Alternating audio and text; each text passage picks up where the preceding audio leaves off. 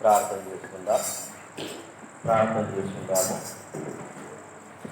ప్రేమగల తండ్రి, సర్వోన్నతుడైన మా దేవ, యేసు ప్రభువు నామమున మీకు వందనాలు చెల్లిస్తా ఉన్నాం. ఈ సమయంలో ప్రభువా, జీవము అయిపోయింది మా దేవ, మా ప్రార్థనకు జవాబిచ్చే మా ప్రభువా మీకు స్తోత్రాలు. ప్రార్థన కొరకై మేము భాషిస్తున్నాం. ప్రతి ప్రార్థన వినాలని మేము కోరుకుంటున్నాం.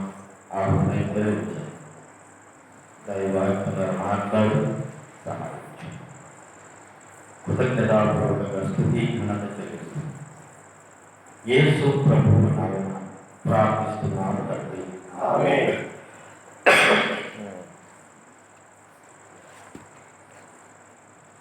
యిర్మీయా గ్రంథం 29వ అధ్యాయం.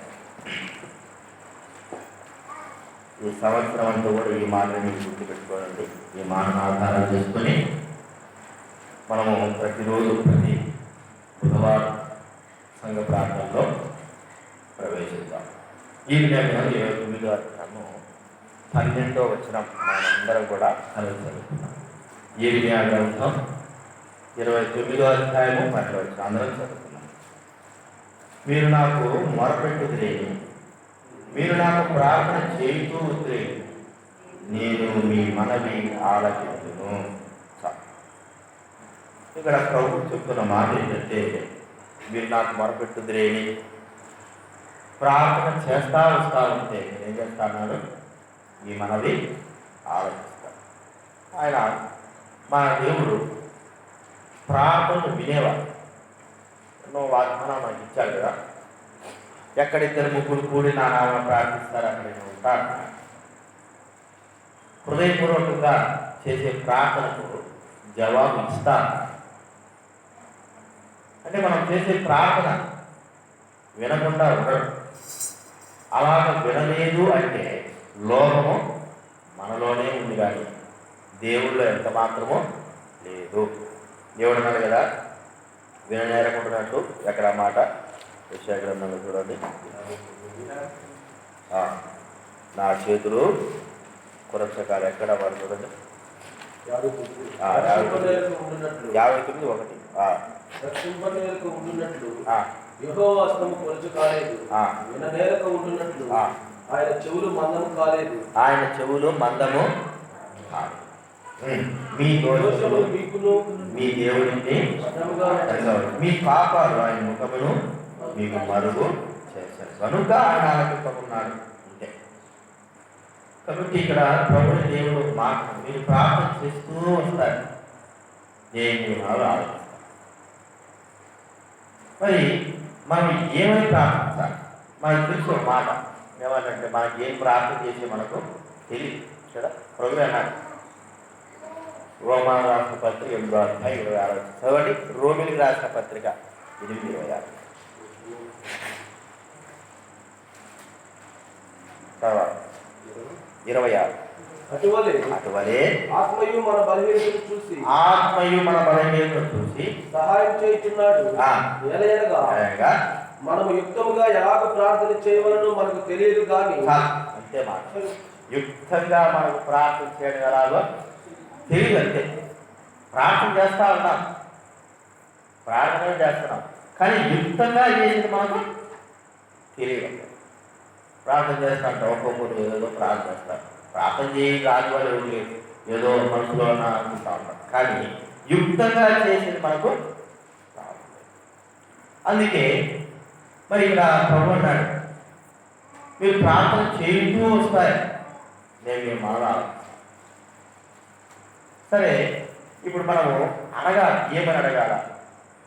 చాలామంది మనకు అన్నీ మనకు తెలిసిన విషయాలు, నా కొడుకు బాగాలేదు, నా కొడుకు ఆరోగ్యం తెచ్చి, మంచి నా కొడుకు బాగాలేదు, లేకపోతే ఒక మంచి సీటు తెచ్చి, చక్కటి ఆరోగ్యం తెచ్చి, చక్కటి చదువు తెచ్చి, భవిష్యత్తు తెచ్చి, వివాహం తెచ్చి, ఇలా ఎన్నో ఇవే కోరుకుంటున్నాను. కానీ ఏమి ప్రార్థించాలో, యుక్తంగా ఏం ప్రార్థించాలో మనకు తెలియదు. అందుకే మత్తయి సువార్త 6వ ప్రభు అన్నాడు, మీరు వస్త్రాల కొరకు, తిండి కొరకు ఈ అడగాల్సిన అవసరం మీకు లేదు. అవి దేవుడు దయచేస్తాడు. అవి కావాలని అన్నింటినీ అడుగుతారు. మీరు అడగాల్సిన అవసరం లేదు. ఎందుకంటే మీరు మీ దేవుడిని యెహోవా బిడ్డలు, కుమార్తె. మీకేం కావాలో, మీకు ఏమి అవసరమో మీ పరలోక తండ్రికి తెలుసు. కాబట్టి వాటి గురించి మీరు ప్రార్థించాల్సిన అవసరం లేదు. అయితే ఇప్పుడు మనం ఏమై ప్రార్థించాలి? మీరు ప్రార్థన చేయుతూ ఉంటే నేను మనవి ఏమని ప్రార్థన? ప్రతి వారం ఒక్కొక్క విషయం గురించి మనం ప్రార్థించాలి. ఏమనికంటే 6:33 మత్తయి సువార్త 6:33. కాబట్టి మీరు ఆయన రాజ్యమును నీతిని మొదట వెతుకుడి, అప్పుడు అవన్నీ మీకు అనుగ్రహించబడును. ఆయన రాజ్యాన్ని నీతిని వెతుకుతాం. మనం ప్రార్థన చేయాలి. ప్రభువా, నా మనసు, నా ఆత్మ, నా తలంపు, నేను ఉన్నది కూడా ఈ భూ సంబంధంగా ఉన్నాయి. పర సంబంధంగా నేను ఎంత మాత్రం ఆలోచించలేక పర సంబంధమైన అడగడానికి నాకు సహాయం. అవి నాకు తెలుసు. జబదయి కుమార్ తల్లి తెలుసు కదా మనకు, యోహాను యాకోబు తల్లి. ఆమె ఏం చేసి చేసుకునేందుకు వచ్చి ఏమడిగింటారు చెప్పు? రాయబడింది కాదు. మనం అనుకుంటే మనమైతే చేసుకున్నది ఏమడుగుతాం? యేసుప్రభువా, నా కొడుకు బాలేదు, మంచిగా నీతో పాటు తిరుగుతున్నాడు కదా, ఏదైనా ఒక ఆశతో లేక పొలమో డబ్బు బ్యాంకు ఏదో ఒక సాయం చేయి ప్రభువా, చాలా బేదస్థితిలో ఉన్నాం, లేక ఒక రాజ్యమో అడుగుతాం. ఆ తల్లికి ఆలోచన, తలంపు ఏమడిగి యుక్తంగా వీళ్ళడిగి వేసుకోడు. ఏమడిగి చెప్పండి? నీ రాజ్యంలో ఒకడు కుడివైపున ఒకడు ఎడవైపున కూర్చుండడానికి సహాయం. ఏమి ఆయన కుడివైపు కూర్చుంటే ఎడవైపు కూర్చుంటే ఏమవుతుంది చెప్పండి? ఆయన కుడివైపున ఎడవైపు కూర్చుంటే ఏమవుతుంది? అది ఒక పెద్ద ఘనత, గొప్ప ఘనత. ఈ లోకంలో యేసు ప్రభు కుడివైపు కూర్చోవడం అంటే, ఇప్పుడు మనమే ఆలోచించండి. ఒక సీఎం నడుపుకోండి, సీఎం కోసం మనం కూర్చున్నామంటే పెద్ద సభలో ఎంత ఘనత చెప్పండి, ఎంత గర్విస్తాం. సాధారణమైన వారికి ఆ స్థానము రాదు. అలాంటప్పుడు ప్రభుని యేసు క్రీస్తు వారి దగ్గర కుడివైపున వైపున కూర్చోవాలని ఆధిక్యత, అలాంటి ఆలోచన ఆ తల్లికి ఎట్టు వచ్చింది ఆలోచించాలి. అడుగుతాను నాకు, అయ్యా భూ సంబంధం వద్దు, నా కుమారులు నీ కుడివైపున ఎడవైపున కూర్చోవాలి. అంటే పరలోక సంబంధమైన వాటిపైన ఆయన అడుగులు మనము చూస్తాము. యుక్తంగా అడిగింది. ఇప్పుడు ప్రార్థన మనం వచ్చినాము. ప్రభు అన్నాడు మత్తయి సువార్త 6 మనం చూస్తున్నాం కదా, వస్త్రాల కొరకు, తిండి కొరకు, వాటి కొరకు, వీటి కొరకు అడగద్దు. అవి పరలోక తండ్రికి తెలుసు. చూడు ఒకసారి కామం చూడి, పిచ్చుకొని చూడి, అవి ఎలా ఉన్నాయి ఒకసారి చూడి. అవి మరి వాటికి కొట్టు లేదు, లేకపోతే వాటికి ధరగా ఉండలేదు, వాటికి డబ్బు లేదు, కానీ రోజు తింటా ఉన్నాయి, సంతోషంగా ఉంటాడు. ఎంత కావాలంటే దేవుడు వాటికి తృప్తి చేస్తాడు. అడగాల్సిన అవసరం లేదు. నా జీవితంలో కూడా ఎన్ని విధాలుగా దేవుడు నాకు కృప చూపాడు. మరి విశ్వాసంలో ఎంత అడుగుదల. ఇక్కడికి వచ్చేదానికి ఛార్జీ లేదు, బాగా గుర్తుపెట్టారు. 19,000 రెండు ఆటలు అర్థమైందా? ఆయన అప్పుడు ఆయన ఇవ్వనన్నాడు, నేను ఇవ్వన్నాను, వేరే వాళ్ళు ఇప్పించాను. సరే, ఈయన జీతం 7,000. సరే ఎట్లా వేరే వాళ్ళు చేసి ఇప్పించిన 7,000 పెట్టుకోవాలి. ఇక 19లో 7 తీసేసి ఎంత ఉంటుంది? 12 డ్యామేజ్ రావాలి. ఎక్కడి నుంచి వస్తుంది? బ్యాంకు బ్యాలెన్స్ లేదు, ఎవరు ఇచ్చాడు 12? ఆయన పొమ్మన్నాడు. దేవుడు ప్రభా సహాయం.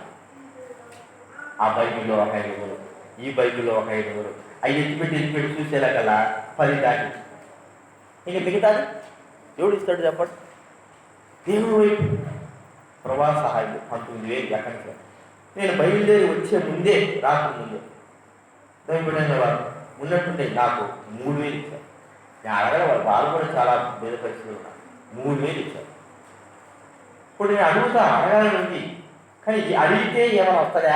కురుస్తుంది పై ఉంచామన్నా చెప్పండి. వేరే ఆయన అడిగాడు, ఆయన ఎక్కడ చేస్తున్నారు అంటే నమ్మకమైన మనం చేసేది ఏం లేదు. దేవుడు ఇస్తే పోతా లేకపోతే ఉంటాను. దేవుడు ఇచ్చాడు కాబట్టి వచ్చా, లేకపోతే దేవుడు కృప. మనం అడుగుదాం, అడగాల కాదు చెప్పడం, కానీ యుక్తిగా ప్రభా ఈ పరిస్థితి ఉంది, ఈ యుక్తిగా ఎలాగో ప్రార్థించాలనుకో తెలియదు. జబదే కుమారుల యొక్క తల్లి పరలోక సంబంధమైన వాటిని అడిగింది అన్నాడు కదా. కొలస్సీ రాష్ట్రపతి 3:2-3 ఏముంది? మీరు పరలోక పైన వాటినే దృష్టించండి, పైన వాటినే దృష్టించాలి, భూసమైన వాటిని మనసు పెట్టుకోవాలి. దేవుడు ఆ ఆశ్చర్యం చూపిస్తాడు. అన్నీ ఉంటే చేసేదే అంతేనా? ఇప్పుడు మీ బిడ్డలు ఉన్నారు, లక్షలు ఉంటాయి, కోట్లు ఉంటాయి, మీకు డాక్టర్ చేయించడానికి ఏ గొప్పతనం చెప్పండి? గొప్పతనం ఏమైనా ఉందా? నీకు డబ్బులు కావాలి, నువ్వు ఏం చేస్తావు? డాక్టర్ కావాలి, ఇంకోటి ఏదో చేపిస్తావు. డబ్బులు లేకపోయినా డాక్టర్ చదవడమే ఏది? అది గొప్పతనం. అంతేగాని అన్నీ ఉండి మాకు ఈ ఉన్నాయంటే అది గొప్పతనం కానే కాదు. ఏమీ లేకపోయినా మన బిడ్డలు తిరిగి పెద్దయి మనం చేసిన ప్రార్థన వాళ్ళు గొప్పవారు అయినప్పుడే అదే గొప్పతనం. అన్నీ ఉంటే అందరూ చేస్తారు, అన్నీ ఉండేది అందరూ చేస్తారు, లేకుండా ఉండదు. కాబట్టి ప్రభువును మనం ఏమనగాలంటే భూ సంబంధం కాదు, పరలోక సంబంధం అంట. అందుకే అన్నాడు, ఏమడగాలన్నామంటే, ప్రభా నీ రాజ్యాన్ని నీతిని మాత్రం వెతికేటట్టు నాకు సహాయము. ఇది మనం అడగాల్సింది. మొట్టమొదటిగా గుర్తుపెట్టుకొని ఈ వారం నుంచి ప్రభువుకు మనం ఏం ప్రార్థన చేయాలంటే, ప్రభా నీ రాజ్యాన్ని నీతి నేను వెతుకున్నట్టు నాకు ఇప్పుడు సహాయం. లోక సంబంధమైన వాటిపైన గురి ఆలోచన కలగవచ్చు. ఎందుకంటే మన శరీరంలో కాబట్టి మన పరిస్థితి ఇరుకులో ఇబ్బందులు 3 నెలల నుంచి ఇబ్బందిలో ఉన్నా. మా విషయం అయితే ఎటు పోయినా కూడా అన్ని ద్వారాలు చూసుకోవాలన్నాడు. ఏ ద్వారం పోదామని అక్కడ కలిపేసింది. ఏడికి రావు, వేరే దగ్గర రావాలనుకునే కలిపేసింది. ఏ ద్వారాలు దొరుకుతావు? అప్పుడు మనం ఏం చేయాలి? 4 ద్వారాలు చూసేసి ఏం చేయాలి? కూర్చోవాలంటే ఎప్పుడు ఏ ద్వారం తెలుస్తుందో అప్పుడు ఏం చేయాలి? ఆ ద్వారం ఉన్న పరిగెత్తాలంటే అదే చేయాల్సింది. కరెక్ట్గా 4 ద్వారం విశేషాలకు ఎక్కువ ఇవ్వకోకుండా ఎంత గుర్తుకున్నా ద్వారాలు ఏం కాదు, తెరవు. మన తలకాయలు ఉంటే అంతేనా? తలకాయలు ఉంటుంది నాకు. అప్పుడు మనం ఏం చేయాలంటే నీ ఇష్టం ఏదో ఒక ద్వారం చేసుకుని చేరేసుకుని కూర్చోవాలి. వెంటనే ఏం చేస్తాడు?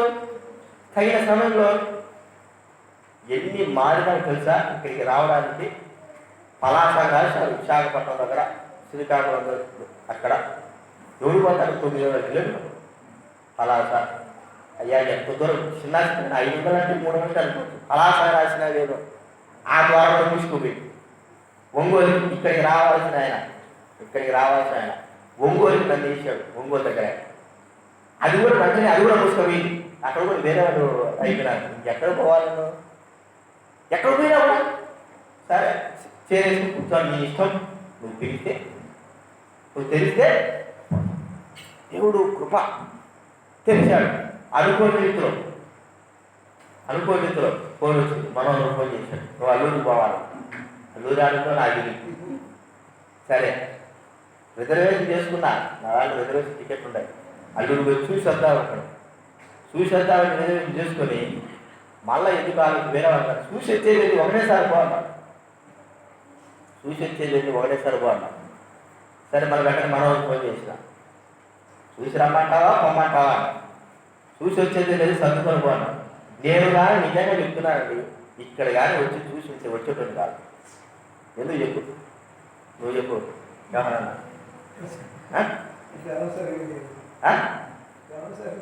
ఏం చదివారు? నేను వచ్చి చూసింటే నా మనసు మారిపోయేది నాకు అనిపించింది. ఎందుకు జరగలేదు చెప్పండి? నువ్వు చెప్పు. ద్వారం ఏది? ద్వారం దగ్గర 800 కిలోమీటర్లు పంపంటే ఇది ఇంకా 300 కిలోమీటర్లే. నేను కానీ వచ్చి కానీ ఇల్లు కానీ చూసింటే నేను వచ్చేటోడు కాదు. అర్థమైందా? ఇల్లు కానీ చూసింటే నేను నాకున్న సామాన్లు చూసి ఆడని పెట్టుకుంటాను. ఇల్లు కానీ చూసింటే అసలు వచ్చేది కాదు. దేవుడు నువ్వు ఇక్కడ చేస్తావని స్వరపడకు అని. అర్థమైంది? ఆడికి పోయిన తర్వాత ఏముంది రెండు సార్లు 10 చుట్టూ తిప్పితే సరిపోయా. అది వద్దులయ్యా, చిన్న ఇంట్లో అసలు నాకు సామాను పట్టదు అది తిన్నా అనుకో, ఇంక మళ్ళీ ఇంకోసారి చూస్తారు. చూడమని దేవుడు ఏం చేశాడు? నువ్వు చూడాల్సిన అవసరం లేదు. ఒకవేళ నేనే వచ్చి మీకు వాక్యం చెప్తుంటే నాకు ఆలోచన వచ్చింది, మీరు కూడా అన్నారంట వాక్యం చెప్పకుండా వచ్చి చూస్తే కదా మాకు అని. నాకు కూడా వినికిడి వచ్చింది, చూస్తేనే కదా వాక్యం వింటేనే కదా మేము కూడా మాకు కూడా నచ్చాలి కదా. మీరేమో కూడా నాకు లేదు, మనోహరం మాట్లాడు కాబట్టి ఇంక పెట్టేవాళ్ళు ఎందుకని రావాలి అంటే విశ్వాసం, నమ్మకం. ఆడు ఏముంటుందో మనకు అనవసరం. దేవుడు అన్నాడు ద్వారం తెలిసేప్పుడు ఏం చేయాలి? నేను పెట్టాలి కూడా ఉంటుంది. తెలిసేప్పుడు ఏం చేయాలి? సరిగా తన ద్వారం లోపలికి ద్వారం బయట అంతే. అప్పుడు ఇదే ద్వారం, దేవుడు తెలిసిన ద్వారమే రావాలి. కాబట్టి మనం పర్వం ఏదేదో ఎత్తుకడం ముఖ్యం కాదు. ఏది దేవుడు మనకి చేసినా మన మంచికి తప్ప చెడుకి ఎప్పుడు కూడా నా దృష్టిలో అదే. దేవుడు నాకేదో చేస్తాడు, ఏది చేసినా మంచిగా. నువ్వేమైనది 3 నెలల నుంచి పోరాడి ఏమి పట్టించుకోబోయి నీ ఇష్టం నువ్వేమైనా చేసుకో. ఎక్కడికైనా మాట అక్కడ రాసి ఇక్కడ రాశాను దేవుడు సరాసరికి. కారణం ఏంటంటే నమ్మకం, ప్రభావం ఇష్టం.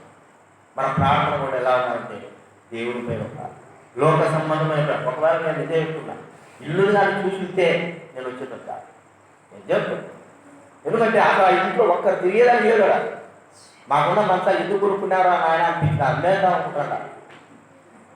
7,000 పెట్టి చేపించిన ఆయన మంచాలు, పెద్ద ఇల్లు, ఇంత పెద్ద రూములు, ఇంటికి ఇంత పెద్ద రూములు, మండలి దీనికంటే ఇంకా పెద్దది.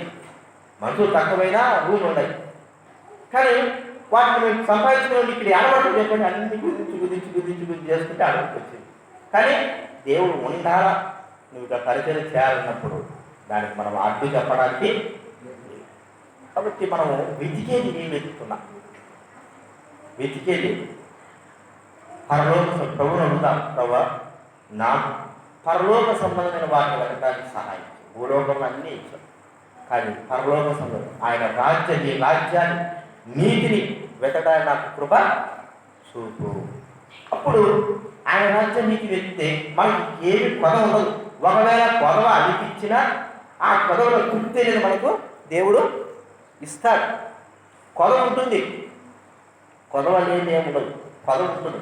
కొదవలో మనకి ఏం కావాలా? తృప్తి అనేది ఉండాలి. అన్నీ ఉండి తృప్తి లేకపోతే కదా. ధనవంతుడికి ఏం చేసింది? ప్రసంగ 5వ అధ్యాయంలో రాయబడి అన్నీ ఉన్నా కూడా మనిషికి తృప్తి అనేది లేదు. లోకాస్వాద 12వ అధ్యాయంలో మనం చూస్తూ ఉంటాం. వాడు కొట్లు కట్టిస్తాడు, ధనవంతుడు కొట్లు కట్టించుకో నా ప్రాణమా తిను కాదు నీ ఇష్టం వచ్చినట్టు. వాడికి అన్ని ఉండాలి, ఇంకా కొట్లు ఇప్పదీసి కొత్తలు కట్టిస్తాడు. వాడికి తృప్తి లేదు, కొద్దిగా ఉంటే చాలు. కాబట్టి మనం వెతకాల్సింది ఏంటంటే నీ రాజ్యాన్ని నేను అది నాకు దయచే ప్రభావ, నాకు అన్నీ ఇచ్చావు, కానీ నీ రాజ్యాన్ని నీతిని వెతికే మనసు నాకు దయచేయి. ఇది మనం కోరుకోవాలి. పరలోక సంబంధమైన భూలోక సంబంధమైన కోరుకోవచ్చు, కాదని చెప్పలేదు, కోరొద్దని కాదు. కానీ దాని మీదే మనం దృష్టి పెట్టవచ్చు. అది ఈరోజు ఉంటారు, అది దానివల్ల మనకు ప్రయోజనం లేదు. పరలోక సంబంధమైన దాని మీద దృష్టి మనం ఉంచితే దేవుడు అది దాన్ని బట్టి మనకు ప్రతిఫలం దేవుడు మనకు ఇస్తాడు. 10 విషయాలు జ్ఞాపకం. ప్రభువును ప్రార్థిద్దాం. ప్రభావం నాకు ప్రార్థన చేయడం వృత్తిగా తెలియదు. అయితే ఇప్పుడు వాక్యం ద్వారా మీరు మాట్లాడారు, మీ రాజ్యాన్ని నీతిని వెతకమంటున్నాం, మేము వెతకలేకపోతున్నాం. మీ రాజ్యాన్ని నీతిని వెతకలేని పరిస్థితి మాకు వచ్చింది. మా లోకంలో లోక సంబంధమైన వాటి మీద మా దృష్టిని నిలుపుతా ఉంటున్నాను. వాటిని తొలగించు. దైవ సేవ, దైవ పరిచర్య, దైవ కార్యాలపైన, మీ రాజ్యం యొక్క కార్యాలపై నా మనసు, ఆత్మ, నా దృష్టి నిలుపుటకు సహాయం చేయి, నాకు కృప చూపించు అని ప్రార్థన మనము చేద్దాం. విషయాలు జ్ఞాపకం ప్రార్థనలో కొనసాగుదాం.